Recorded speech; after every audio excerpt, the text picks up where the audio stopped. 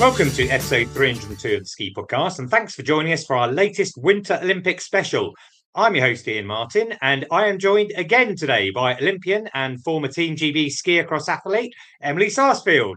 Hi, Emily, how are you? Hi, Iain. Nice to be back. I understand it's still snowing very heavily in Mirabel.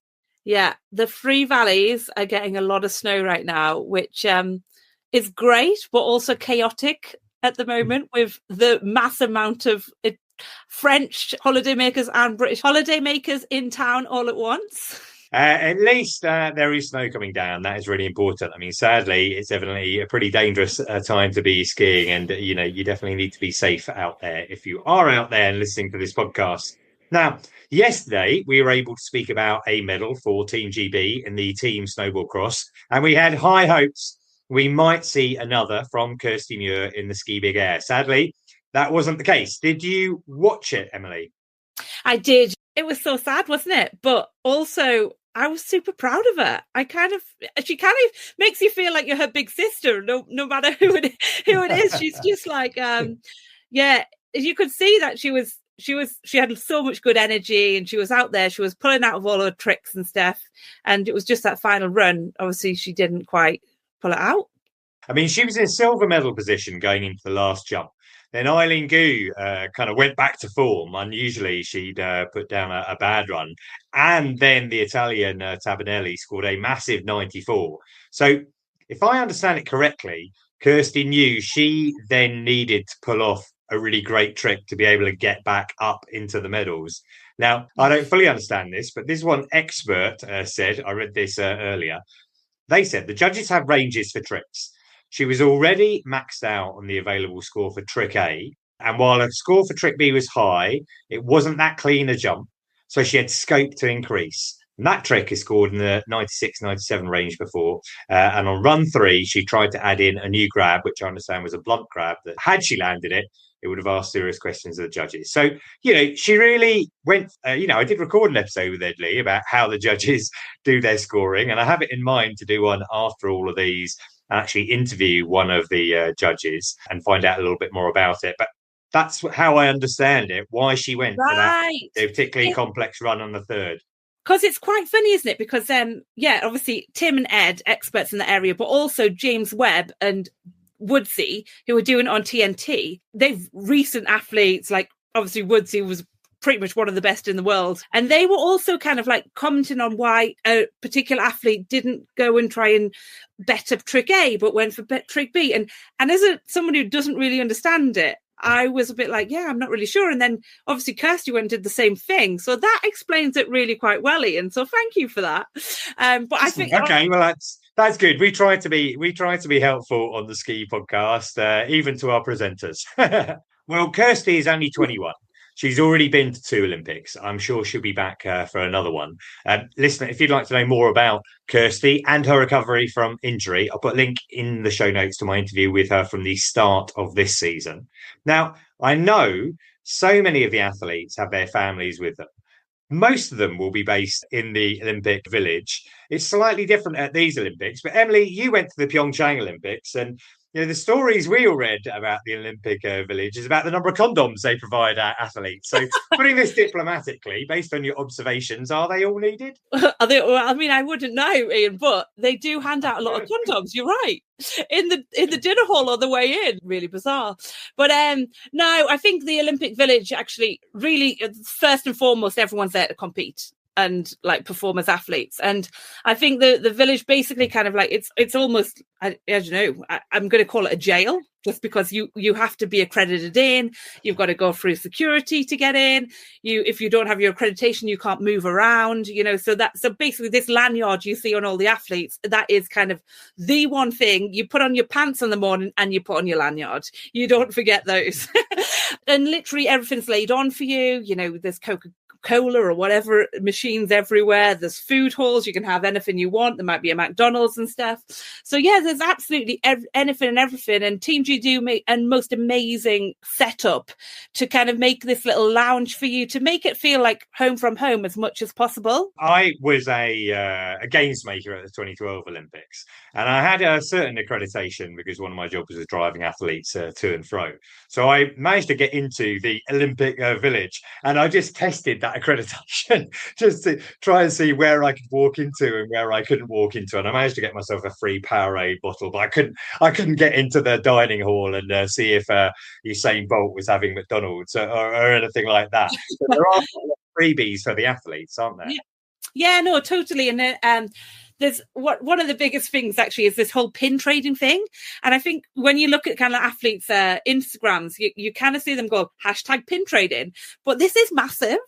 So like literally you all get kind of given like about a dozen or 20 different pins basically, which you can kind of like then trade with all the other different nations. And it's like, I mean, people take this seriously. The guys who compete at the early dates of the games, they can kind of spend the rest of their time going around trading all these pins, and it's kind of, yeah, that is a big contest. The other thing is, I mean, there's gyms in there, there's absolutely anything you could possibly need kind of in there. One thing which is like a little bit different for athletes, obviously we've spoken about this before in those other episodes, Iain, but these are athletes who maybe there might only be Kirsty who's there doing the slopestyle and the big air for ski. And then there might be, you know, a half pipe skier and then the snowboarders and stuff. And these people don't often see each other apart from kind of at the big contests. Or they might know each other from the British circuit, but suddenly you then have to room with these people. Like, for instance, I was roomed with a half pipe skier when I was at the games. And our schedules were so different. Like, she was doing night events, I was doing daytime events.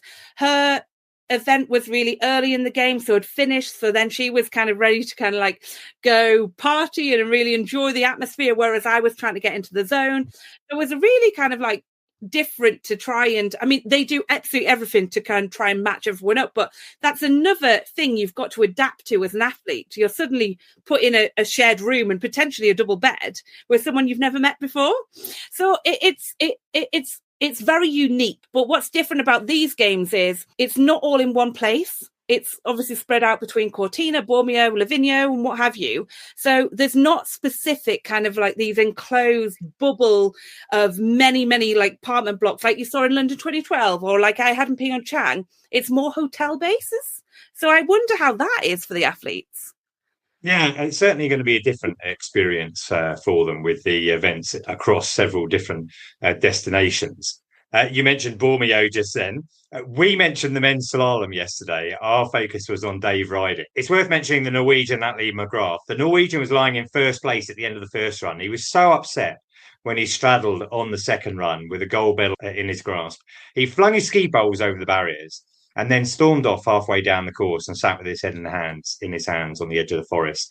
Now, that could look like he was just sulking, but as always, context is everything. He was pissed off for sure. He just missed out on that medal. But on the opening day of the games, his grandfather had died, and that definitely affected his mindset. And I don't know him well at all. I know that he wanted to do it for him, and that was another reason why he was upset. While we're on slalom, let's look ahead to the women's slalom, which takes place on Wednesday. I spoke to Chemmy Alcott last week to ask her for her predictions, so let's have a listen to that. Here again now with Chemmy Alcott. Really excited about the women's slalom. I've got a pretty simple question about this one. Is there anyone out there who can beat Michaela Schifrin to the gold? To beat Michaela Schifrin, the athletes will have to absolutely risk it all. And I think there's only a handful of athletes who are in confident enough form to even try and attempt that. If the course setter sets a really tight distance and not swingy course, so all into the foreline, that is Michaela Schifrin's least strongest attribute. I'm not going to say weakness because she's still better than the rest of the world. But if the course setter sets that, then the margin behind her will be closer. It will put pressure on her. And Cami Rast, I would say, is the only one. We know that she's the only one who's beaten her this year. But no, as much as I want Lindsey Vonn to podium, I want Michaela Schifrin to podium, and I think she really deserves it. especially after the Olympics 4 years ago. It's worth noting that Michaela Schifrin won no medals in 6 races at Beijing, so she is really hoping for a change in luck here. Slalom is her specialist area. Do you follow the women's slalom, Emily? Yeah, I do, and I follow her as an athlete a lot as well, because I just think that she should... just fallen off the chair. she shows like a pure grit and kind of determination and stuff. She's kind of gone through quite a lot in the past few years, both sporting wise, but also kind of family wise as well. Yeah, I'd love to see her do really well. But I think what happened with missing out on all the medals in Beijing, I think that's going to hold a lot kind of psychologically over her. But I'm sure she would have been working on that to kind of try and not let that affect her. So fingers crossed. Let's hope it happens. Yeah, I mean, she just missed out with Breezy Johnson in the combined, where USA didn't win a medal there. That might play on her mind, but we'll find out. Also on events to look forward to is realistically Team GB's last chance of a medal on snow, and that is the women's ski halfpipe. Zoe Atkin has a great record. She's definitely on for a podium based on form, but we've seen already with Mia Brooks and Kirsty Muir that it's not as straightforward as that. Qualification is on Thursday with the final on Saturday. So we'll be looking out for that. There's one other event I'd like to mention. That's SkiMo. It's a new event taking place on Thursday. I highly recommend, listener, that you watch it. I love ski touring, but it's really only similar in the principle that competitors use skins. It is unbelievable what I've seen of SkiMo before. It's going to be very entertaining to watch. Emily, ever tried it? No, absolutely not. And I know that you love this kind of thing, Iain. Like, Iain just runs up mountains for fun. And I very much prefer to kind of go down them with gravity behind me.